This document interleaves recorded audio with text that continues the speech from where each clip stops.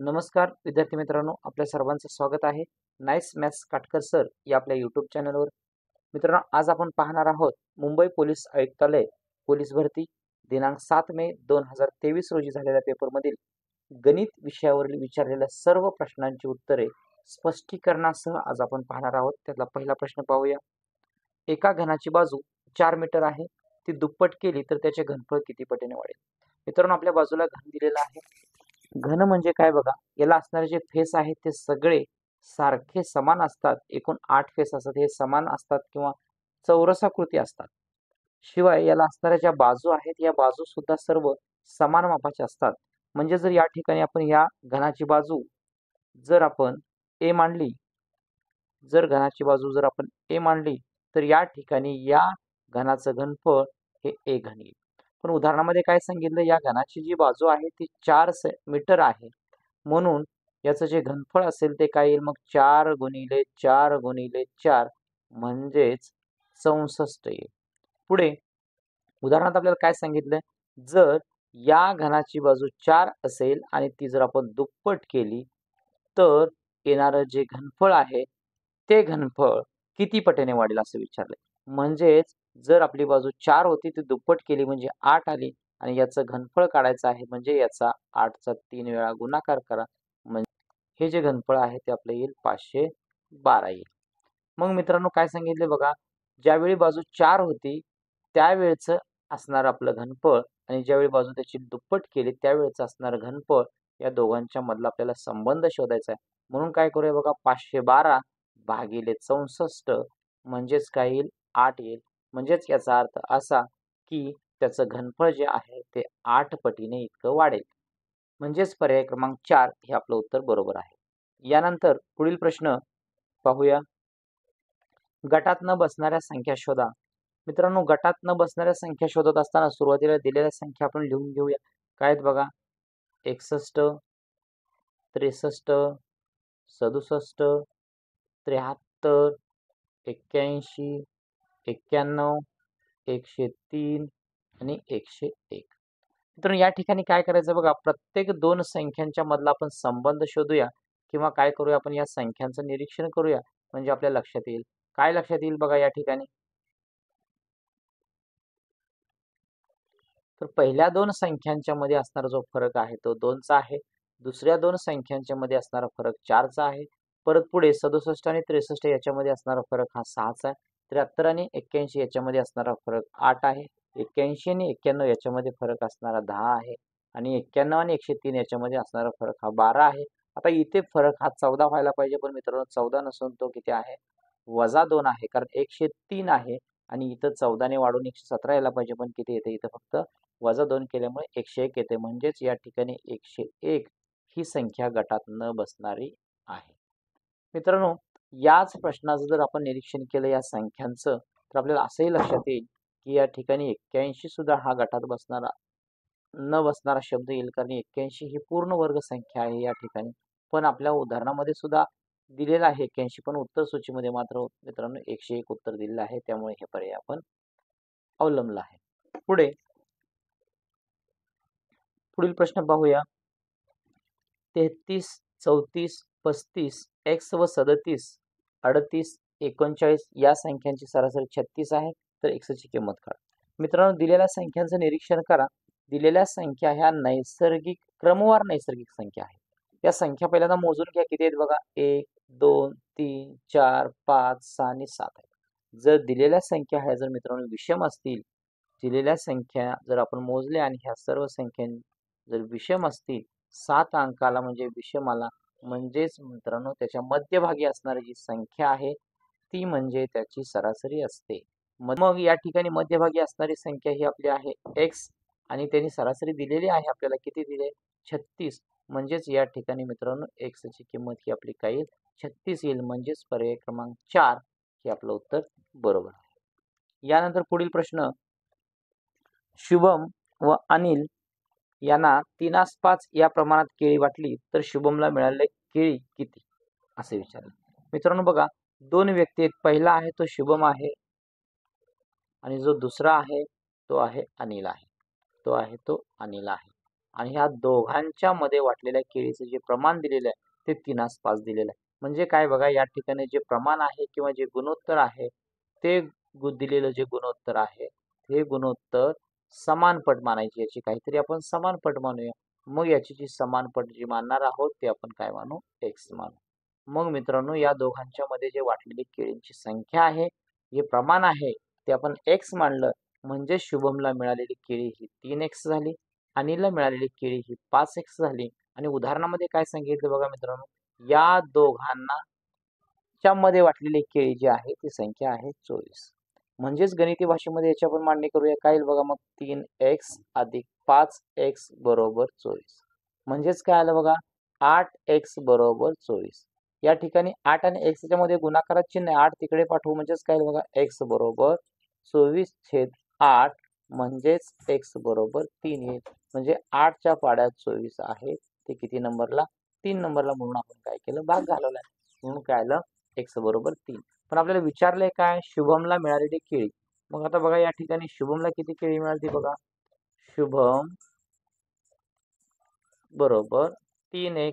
आता या ठिकाणी x ची किंमत ठेवूया, म्हणजेच 3 आली. म्हणजेच काय आलं, 3 गुणिले 3 बरोबर 9. म्हणजेच याचा अर्थ असा की शुभमला 9 केळी मिळाली.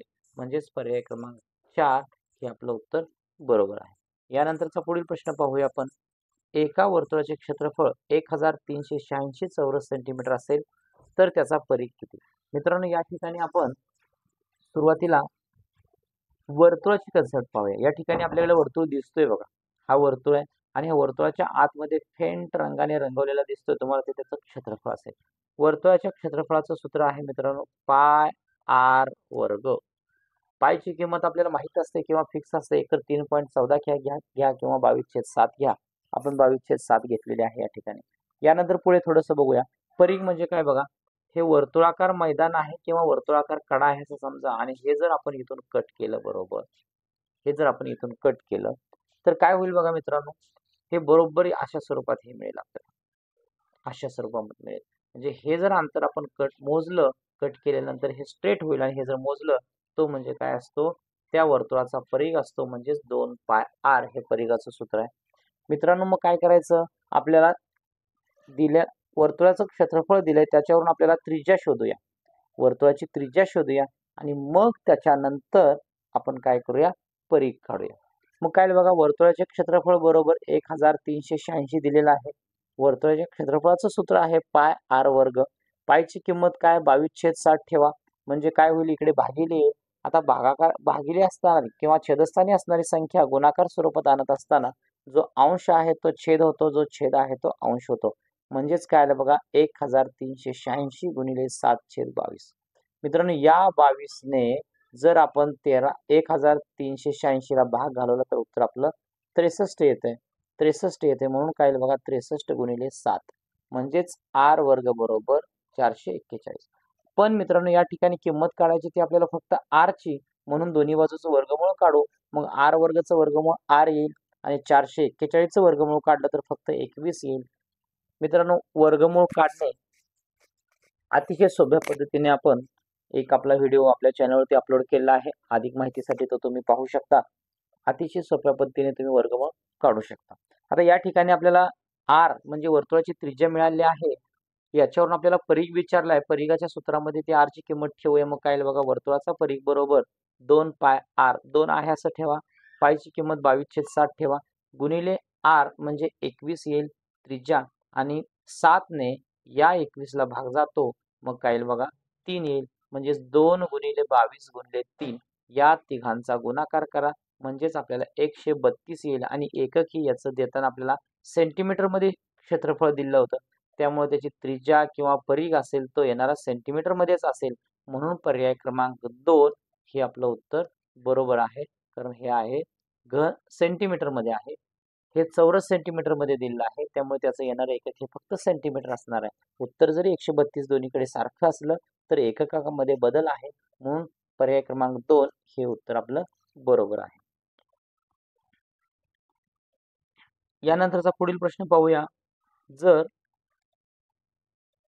4312 किंवा 4 किंवा 4, 3, 1 आणि 2 4 म्हणजे काय बघा मित्रांनो, कॅपिटल एन आहे. 3 म्हणजे काय मित्रांनो बघा, आय दिलेला आहे आणि 1 म्हणजे सी दिलेला आहे आणि 2 म्हणजे ई दिलेला आहे. अशा पद्धतीने आपण या 4312 म्हणजे NIC यांची मांडणी करून घेतली व 756 म्हणजे PRO याची मांडणी अशा पद्धतीने घेऊ म्हणजे काय येईल बघा, 7, 5 आणि 6. मित्रांनो 7 म्हणजे काय P, 5 म्हणजे काय R आणि इथं 6 म्हणजे काय दिलाय O दिलाय. तर आपल्याला पुढे काय विचारले बघा, तर 7, 5, 3, 1 आणि 2 म्हणजे काय? मग 7 म्हणजे काय बघा या ठिकाणी तर P आहे. 5 म्हणजे काय बघा तर R आहे. 3 म्हणजे काय बघा या ठिकाणी I आहे आणि 1 म्हणजे काय आहे बघा तर इथं C दिलाय म्हणून C आहे आणि 2 म्हणजे काय आहे तर मित्रांनो या ठिकाणी E आहे. म्हणजेच याचा बघा म्हणजेच काय असेल किंवा याचा अर्थ काय असणार आहे PRICE आणि हा पर्याय कुठे बघा PRICE PRIC म्हणजे पर्याय क्रमांक 1 हे आपलं उत्तर बरोबर आहे. मित्रांनो प्रश्न काय बघा, जर 6 5 बरोबर y ची 20 तर y ची किंमत खालीलपैकी कोणती? पर्याय दिले आहेत 15, 24, 18 आणि 22.5. मित्रांनो दिलेल्या प्रश्नामध्ये काय दिले ते अगोदर प्रथम समजावून घ्या व्यवस्थित आणि अशा पद्धतीने मांडणी करूया. काय बघा 6 5 याचाच अर्थ मित्रांनो 6/5 होतो. बरोबर चिन्ह आहे म्हणून बरोबर. y ची 20 म्हणजेच याचा अर्थ y/20. आपल्याला किंमत काढायची मित्रांनो y ची. या ठिकाणी तिरकस गुणाकार करूया पण किंमत काढायची y ची म्हणून सुरुवातीला हे आपण तिरकस गुणाकार सुरुवातीला घेऊ म्हणजेच काय बघा y गुणिले 5 बरोबर 6 गुणिले 20 बरोबर 6 गुणिले 20 बरोबर 6 गुणिले 20 आहे असं ठेवूया आपण आणि या ठिकाणी 5 गुणिले आहे ते इकडे आलं तर काय होईल भागिले म्हणजे फक्त इथं राहिलं y फक्त राहील म्हणजेच काय बघा 5 ने भाग जात असेल तर भाग घालवूया 5 एके 5 5 चोक 20 म्हणजेच काय आलं 6 गुणिले 4 म्हणजेच या ठिकाणी आलं काय आलं 24 आलं म्हणजेच y ची किंमत जी आलेली आहे ती काय आलेली आहे 24 आलेली आहे. मित्रांनो दिलेल्या पर्यायामध्ये y ची किंमत कुठे आहे बघा 24 तर आपल्याला या ठिकाणी आहे म्हणजेच पर्याय क्रमांक 2 हे आपलं उत्तर बरोबर आहे. यानंतरचा पुढचा प्रश्न पाहूया. काय बघा जतीन, नितीन व मोहसिन यांची वय अनुक्रमे 16, 24 व 36 वर्ष आहेत. जर नितीनच्या वयाचे मोहसिनच्या वयाशी असलेले गुणोत्तर किती असा प्रश्न विचारला. 3:2, 2:3, 4:3 आणि 3:4 हे पर्याय दिलेले आहेत. मित्रांनो गणितामध्ये दिलेली माहिती सुरुवातीला आपण लिहून घेऊया. काय दिले बघा जतीन दिलेला आहे आणि ह्या जतीन या व्यक्तीचं किंवा हा कोण असेल तर ज्याचं वय दिलेलं आहे आपल्याला 16 वर्ष. नंतर दिलेलं आहे नितीन दिलेला आहे. नितीनचं वय दिलेलं आहे किती बघा तर 24 वर्ष दिलेलं आहे आणि मोहसिन आहे. मोहसिनचं जे वय आहे ते या ठिकाणी दिलेलं आहे आपल्याला 36 वर्ष दिलेलं आहे. 36 वर्ष दिलेलं आहे. मग जर आपल्याला नितीनचं वय माहिती आहे, जतीनचं माहिती आहे आणि मोहसिनचं माहिती आहे आणि उदाहरणामध्ये काय विचारलंय नितीनच्या वयाचे नितीनचं जे वय आहे त्या वयाचं आणि कोणाचं मोहसिन या दोघांच्या वयाचे गुणोत्तर विचारलेले आहे. गुणोत्तर म्हणजे सरळ दोघांच्या वयाचा भागाकार करायचा आहे. नितीनचं वय आहे ते 24 आणि मोहसिनचं वय आहे ते 36 वर्ष आहे. मग ह्या दोघांचा भागाकार करा कोणत्या संख्येने भाग जातो का बघूया. तर 12 ने जातो 12 दुणे 24 आणि 12 त्रिके 36 म्हणजेच काय आलं 2/3 याचाच अर्थ 2/3 असाही होतो. याचाच अर्थ काय होतो 2/3 म्हणजेच या ठिकाणी मित्रांनो पर्याय क्रमांक 2 हे आपलं उत्तर बरोबर आहे. यानंतरचा पुढील प्रश्न पाहूया. 3x अधिक 5y बरोबर 9 आणि 5x अधिक 3y बरोबर 7 तर x अधिक y ची किंमत खालीलपैकी कोणती आहे. मित्रांनो या ठिकाणी आपल्याला पर्याय दिलेले आहेत 2, 16, 9 आणि 7. पहिलं दिलेलं समीकरण काय मित्रांनो जसंच्या तसं लिहून घ्या. काय बघा 3x अधिक 5y बरोबर 9 याला द्या समीकरण नंबर 1. समीकरण नंबर 2 दिलेलं आहे जसंच्या तसं लिहून घ्या. 5x अधिक 3y बरोबर 7 याला द्या समीकरण नंबर 2. आता समीकरण नंबर 1 आणि 2 यांची सरळ आपण बेरीज करूया. काय येईल बघा 3x अधिक 5x बरोबर 8x आलं अधिक 5y अधिक 3y बरोबर 8y आलं बरोबर 16 आलं. मित्रांनो या ठिकाणी प्रत्येक टर्मला जर भाग जात असेल तर एखाद्या संख्येने आपण भाग घालूया किंवा दोन्ही साईडला एखाद्या संख्येने भाग घाला. काय येईल बघा, प्रत्येक इथं 8 8 आहे, इथं 16 म्हणजे 8 ने भाग जातो. म्हणजेच काय येईल बघा, 8x अधिक 8y या दोघांना 8 ने भाग घालू आणि पुढे 16 भागिले 8 म्हणजेच या ठिकाणी पुढे 2 आलं, कारण 8 एके 8 8 दोन्ही 16. पण इकडे मात्र काय होईल बघा, 8x भागिले 8 अधिक 8y भागिले 8, कारण ह्या 8 ने ह्या दोघाला भागलेला आहे म्हणजेच आपल्याला वेगवेगळं लिहावं लागलं. मग आता बघा 8 एके 8 8 एके 8 इथंही भाग जाईल, 8 एके 8 8 एके 8 म्हणजेच काय राहिलं, फक्त x अधिक y बरोबर 2. म्हणजेच मित्रांनो या ठिकाणी उत्तर आपलं 2 आलेलं आहे. म्हणजेच पर्याय क्रमांक 1 हे आपलं उत्तर बरोबर आहे. यानंतरचा पुढील प्रश्न पाहूया. बघा मित्रांनो, प्रश्न चिन्हाच्या जागी येणारा अंक कोणता असेल? काय दिले बघा, h ऑब्लिक p c एकास 2 पुढं सांगितलंय, इथं कॉमा आहे आणि CCR तर गुणोत्तर विचारले आपल्याला. तर अशा प्रकारचा प्रश्न विचारा तर मित्रांनो काय करायचं बघा, A पासून Z पर्यंतची सर्व अक्षरे लिहून घ्यायची आणि प्रत्येकाला आपण क्रमांक द्यायचा आहे. क्रमांक दिलेला आहे, मी इथे लिहून ठेवलेले आहेत, जे आपल्याला आवश्यक आहे त्यांनाच फक्त मी नंबर दिलेला आहे. तर गणितामध्ये काय सांगितले बघा, h भागिले p बरोबर 1/2 नंतर C/R बरोबर. मित्रांनो 1/2 हे गुणोत्तर दिलेलं आहे, h आणि p या दोघांचं गुणोत्तर दिलेलं आहे. h हा दिलेल्या या चार्ट मध्ये आपल्याला किती नंबरला आहे बघा, आपल्या इंग्रजी वर्णमालेमध्ये h हा किती नंबरला आहे, तर तो 8 नंबरला आहे म्हणून 8 लिहिलं. भागिले p हा किती नंबरला आहे बघा, तर इंग्रजी मालेमध्ये p हा 16 नंबरला आहे म्हणजे काय आलं, 16 आहे. मित्रांनो मग या ठिकाणी भाग जात असेल तर घालवा, 8 एके 8 8 दोन्ही 16 याचाच अर्थ 1/2 होतो, याचाच अर्थ 1/2 आणि हेच गुणोत्तर आपल्याला दिलेलं आहे. तर मग याच्यावरून आपल्याला ही संख्या शोधायची अशा पद्धतीने मग शोधता येईल. सी किती नंबरला आहे बघा, तर इथं 3 नंबरला आहे वर्णमालेमध्ये म्हणून 3 लिहिलं, इंग्रजी वर्णमालेमध्ये 3 नंबरला सी आहे म्हणून या ठिकाणी आपण काय करूया, 3 लिहूया. पुढे आर किती नंबरला आहे बघा, आर हा 18 नंबरला आहे म्हणून 18 लिहा. भाग जात असेल तर भाग घालवूया, 3 एके 3 3 संग 18 म्हणजेच 1/6 आलं. म्हणजेच आपल्याकडे जो पर्याय आहे तो पर्याय क्रमांक 3 हे आपलं उत्तर बरोबर आहे. मित्रांनो हे जर आपल्याला पर्यायामध्ये 1/6 जरी दिलं असतं तरी आपल्याला हा पर्याय 1/6 पर्याय आपल्याला निवडावा लागला असता. पर्याय हा पण परीक्षेत देऊ शकतात किंवा विचारला जाऊ शकतो अशा पद्धतीने. यानंतरचा पुढचा प्रश्न काय बघूया आपण. 1 मिलीमीटरचे 1 सेंटीमीटरचे असलेले गुणोत्तर खालीलपैकी कोणते असेल? मित्रांनो 1 मिलीमीटरचे 1 मिलीमीटर 1 मिलीमीटर मिलीमीटर आणि दुसरा कोण आहे 1 सेंटीमीटर 1 मिलीमीटर आणि 1 सेंटीमीटर या दोघांचं गुणोत्तर आपल्याला विचारलं. मित्रांनो ज्यावेळी आपण भागाकार करत असतो किंवा गुणोत्तर मिळवत असतो त्यावेळी दिलेल्या ज्या दोन राशी असतात त्या दोन राशींची जी एककं आहेत ही एककं समान असणं आवश्यक असतं.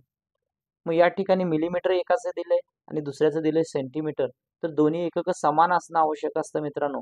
मग काय करूया आपण, जे लहान एकक आहे त्याचा वापर करूया. मग मिलीमीटर हे लहान आहे सेंटीमीटर पेक्षा, पण आपल्याला मिलीमीटर आणि सेंटीमीटर मध्ये असणारा जो संबंध आहे तो संबंध माहित असणं गरजेचं आहे.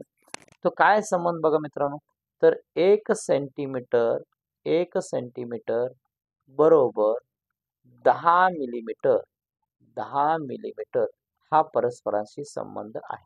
मग हेच आपल्याला इथं ठेवायचं म्हणजे काय बघा, 1 मिलीमीटर आहे असं येईल आपलं, 1 मिलीमीटर आहे असं येईल. या ठिकाणी 1 मिलीमीटर आहे असं लिहिलं आणि 1 सेंटीमीटरच्या ऐवजी काय येणार आपलं बघा, 10 मिलीमीटर 10 मिलीमीटर 10 मिलीमीटर. मग बघा एकक दोन्ही आता समान आली म्हणजेच 1/10 आलं. 1/10 याचाच अर्थ 1/10 असा होतो, 1/10 असा होतो. म्हणजेच काय बघा या ठिकाणी पर्याय क्रमांक 3 हे आपलं उत्तर बरोबर. पुढील प्रश्न काय पाहूया आता, खालीलपैकी कोणते पायथागोरसचे त्रिकूट आहे? मित्रांनो अशा प्रकारचा प्रश्न विचारला जाईल त्यावेळी दिलेलं जे त्रिकूट आहे त्यातील सर्वात मोठा अंक प्रथम शोधायचा आहे. तरी 1 5 आणि 10 या त्रिकुटामधील पहिला याच्यामध्ये दिलेला सगळ्यात मोठा अंक शोधायचा आहे म्हणजे तो 10 आहे, त्याचा वर्ग करा. काय येईल बघा, 100 येईल. राहिलेले दोन अंक कोणते आहेत बघा, एक 5 आहे आणि एक 1 आहे.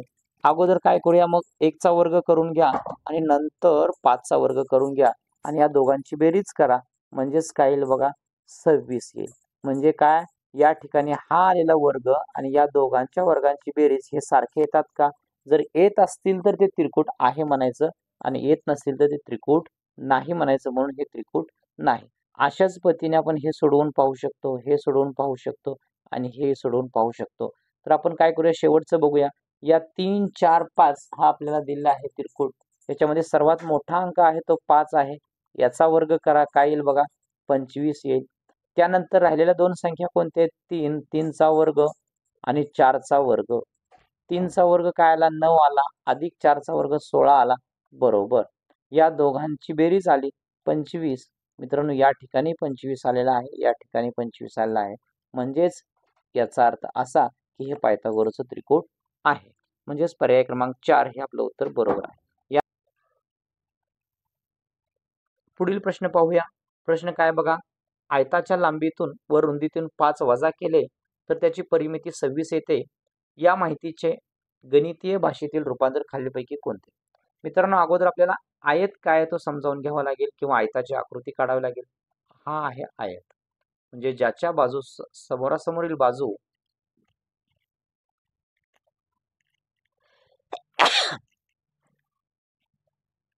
सारख्या असतात किंवा समान मापाचे असतात त्याला आपण आयत म्हणतो.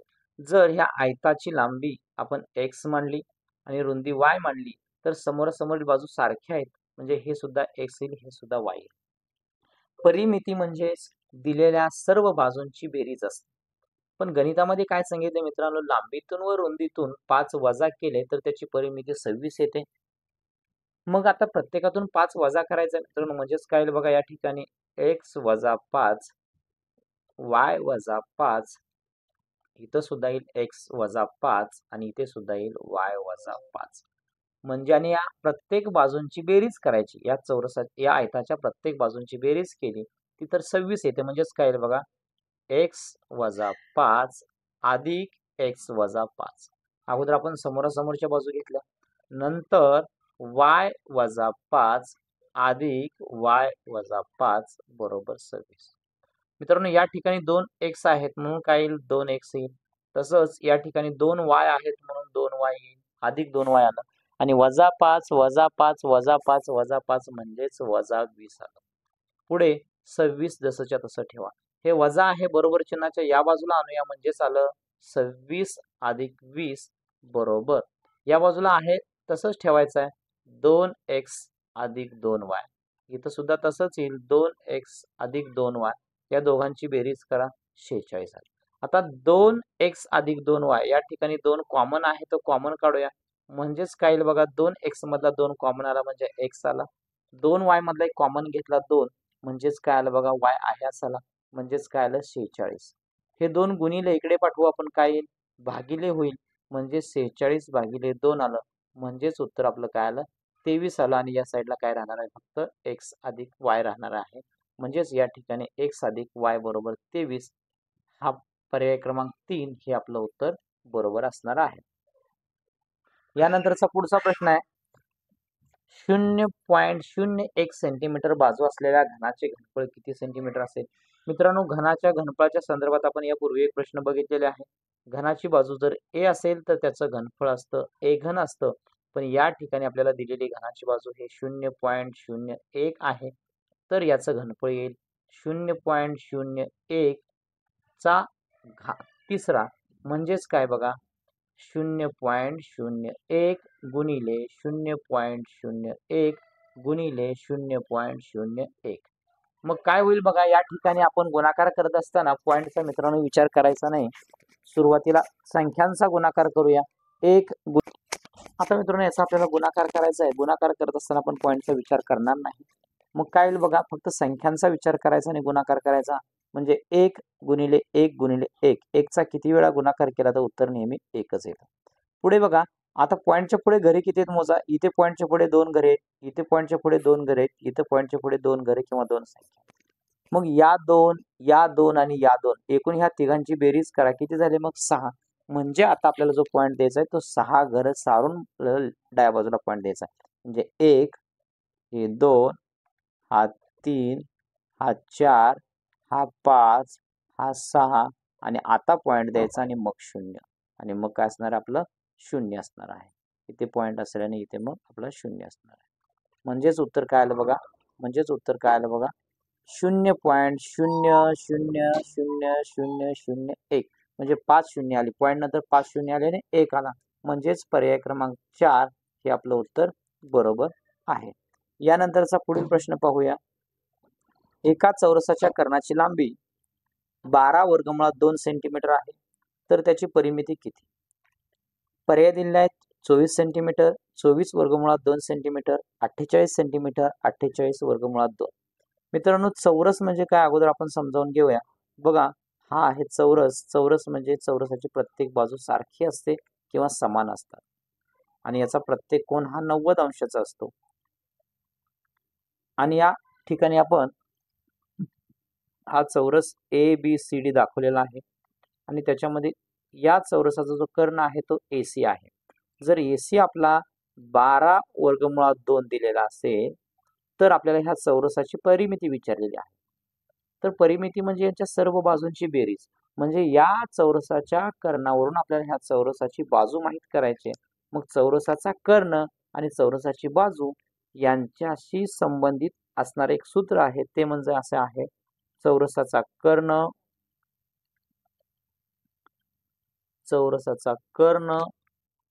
बरोबर चौरसाची बाजू गुणिले वर्गमुळात 2 किंवा वर्गमुळात 2 गुणिले चौरसाची बाजू असं जरी म्हटलं तरी चालेल. मग आता बघा, या ठिकाणी चौरसाचा कर्ण आपल्याला दिलेला आहे. किती दिला आहे? 12 वर्गमुळात 2 दिलेला आहे. बरोबर चिन्ह. चौरसाची बाजू काढायची आपल्याला, म्हणून बाजू आपण आहे अशी ठेवूया. बाजू आणि गुणिले वर्गमुळात 2. आता जर बरोबर चिन्हाच्या दोन्ही बाजूला सारख्या संख्या असतील तर त्या निघून जातात. म्हणजेच काय आलं बघा, 12 बरोबर बाजू. म्हणजेच या चौरसाची जी बाजू आहे ती किती मिळाली आपल्याला? 12. म्हणजे या ठिकाणी CD 12 आहे, AD 12 आहे, AB सुद्धा 12 आहे आणि BC सुद्धा 12 आहे. मग आता ह्या चौरसाचं जर आपल्याला परिमिती काढायची असेल तर यांची सगळ्यांची बेरीज करावी लागेल. म्हणजेच काय येईल बघा, 12 अधिक 12 अधिक 12 अधिक 12. म्हणजेच काय येईल बघा, या सगळ्यांची बेरीज केली तर 48 येईल आणि एकक जे बाजूचं आहे तेच एकक या परिमितीचं असतं. बाजू ही आपल्याला कर्णाची जी लांबी दिलेली होती ती कशात दिली होती? सेंटीमीटर मध्ये. म्हणून हे सुद्धा आपल्याला येणार आहे ते सेंटीमीटर मध्येच येणार आहे. म्हणजेच 48 सेंटीमीटर हे आपलं उत्तर बरोबर आहे. म्हणजेच पर्याय क्रमांक 3 हे उत्तर बरोबर आहे. यानंतरचा पुढील प्रश्न पाहूया. 2.9 सेमी त्रिज्या असणाऱ्या वर्तुळात जास्तीत जास्त किती लांबीची जीवा असू शकते? मित्रांनो, पर्याय दिले आहेत 3.5 सेंटीमीटर, 7 सेंटीमीटर, 10 सेंटीमीटर आणि 5.8 सेंटीमीटर. मित्रांनो, आपल्या जवळ एक आकृती दिसते आपल्या बाजूला, त्या आकृतीचं निरीक्षण करा. तर एक वर्तुळ आहे, त्या वर्तुळाचा केंद्र आपण दिलेला आहे. त्या वर्तुळाच्या केंद्राला आपण नाव या ठिकाणी O देऊया. O आहे आणि या वर्तुळामध्ये आपण काही जीवा काढले आहेत बघा. एक आहे AB, दुसरी आहे ती CD, तिसरी आहे EF, परत एक आहे ते XY म्हणू आणि परत एक आहे ते MN म्हणू. M आणि N अशा पद्धतीने आपण या वर्तुळात जीवा काढलेल्या आहेत आपल्या लक्षात येण्यासाठी. मित्रांनो बघा, जसं आपण या जीवेपासून वरती जाऊ. आता जीवा कशाला म्हणायचं?